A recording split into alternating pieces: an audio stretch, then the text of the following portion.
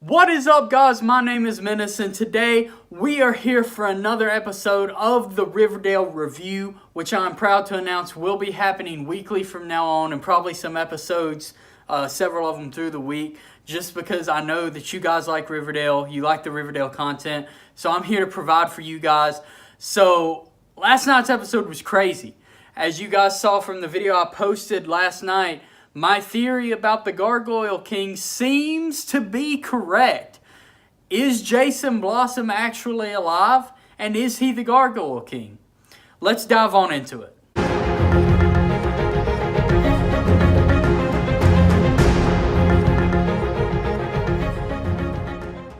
So last night, we got a lot of revelations. The episode started off kind of with Betty back in the farm again, getting used to things around there after hiding from her serial killer father, the Black Hook now, I guess?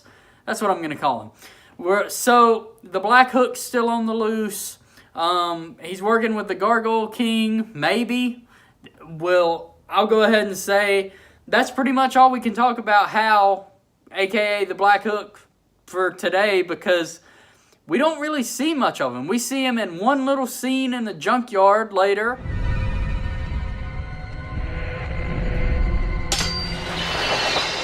But other than that, the Black Hook isn't around, and we find nothing else out about him this episode. So that's just kind of it for that.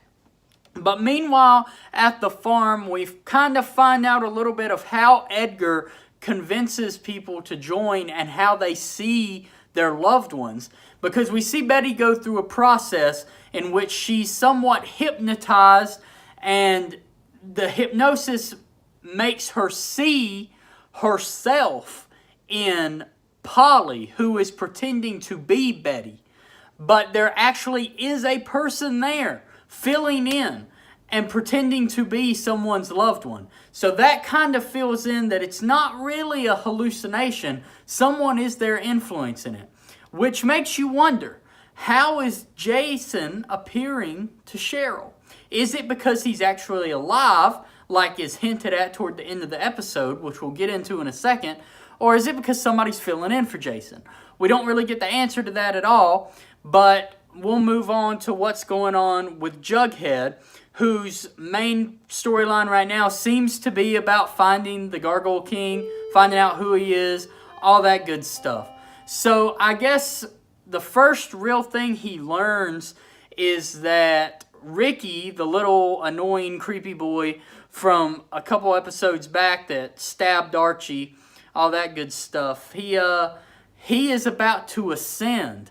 So Jughead goes to save him, ends up stopping him from flipping for his fate and all that good stuff, and ends up in the bunker where Ethel is, and Ethel has a conversation with him, and they try to rally a group of Boy Scouts that are playing the game together on their side.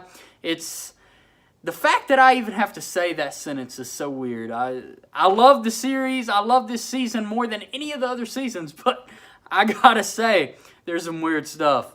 But moving on from that, they just kind of go along their ways for the rest of the episode. And this is where we find out who the Gargoyle King is, and who we find it out from is from Ethel, who, after saving her from the Black Hook in the junkyard, tells Jughead who the Gargoyle King is. And I don't even understand this part. We've been building up all season long about who the Gargoyle King is. And then our reveal, supposedly, the reveal, supposedly, is just somebody muttering who it is. I mean, they didn't even unmask him. Come on, what is this? Dude, it's just literally somebody saying a name. She says that it's Jason Blossom. According to Ethel, Jason Blossom is the Gargoyle King. And Jughead goes later on to check the grave. And of course, in typical Riverdale fashion, the casket is empty.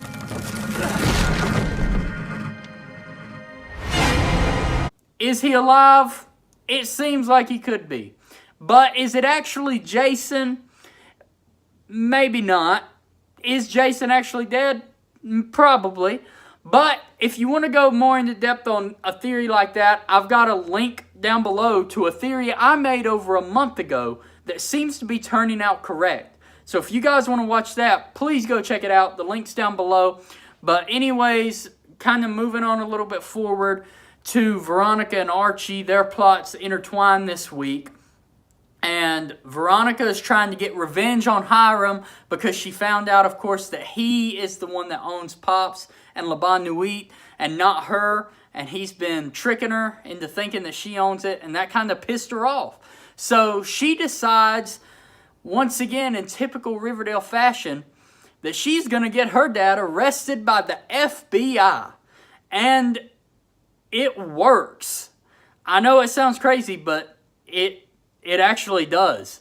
So what we find out is that Veronica and Archie hatch this plan to where Archie's going to challenge Hiram to a boxing match.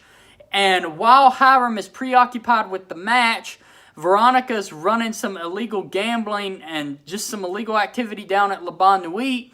And she calls a tip in to the FBI. The FBI raids the place for the illegal activity. And when they ask who the owner is, she is able to say Hiram Lodge. So after the fight, which Archie actually loses, and Hiram almost finishes. I mean, he's about to go for a kill, it looks like. But it is interrupted by Veronica and the FBI, who come in and they arrest him. FP comes in with the FBI. FP puts him in cuffs. And then right after that, we get one of the greatest lines I think Veronica has had throughout the entire show. I won.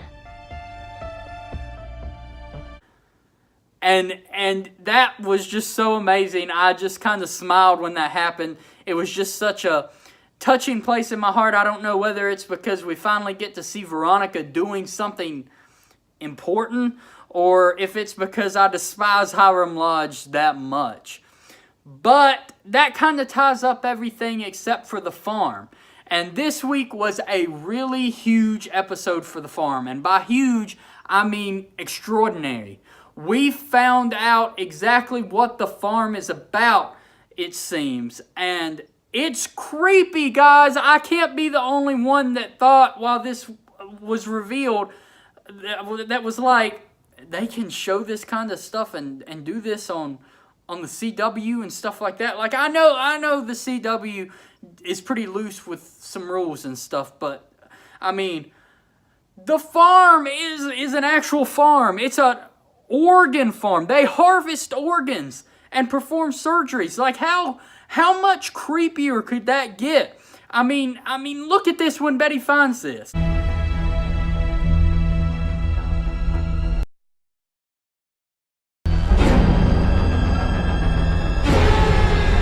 That is creepy. It's creepy.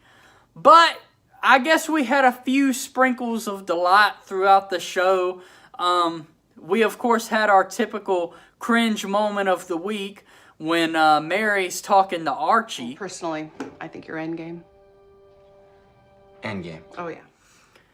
I don't understand why they feel the need to keep saying Endgame. I don't know if they're trying to promote the new Avengers movie or what the deal is, but it's kind of annoying, but in a good Riverdale way, I guess.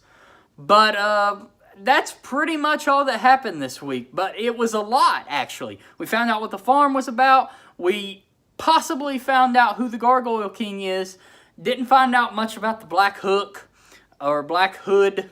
I don't care what you call him. I like the Black Hook now that he's got his new little feature on his hand.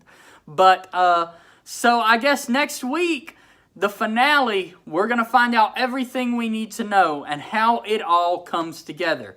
Now, as for me, I do think that Jason is alive, but I think it's because his actual twin brother that is not, Cheryl, I don't think Cheryl's an actual twin.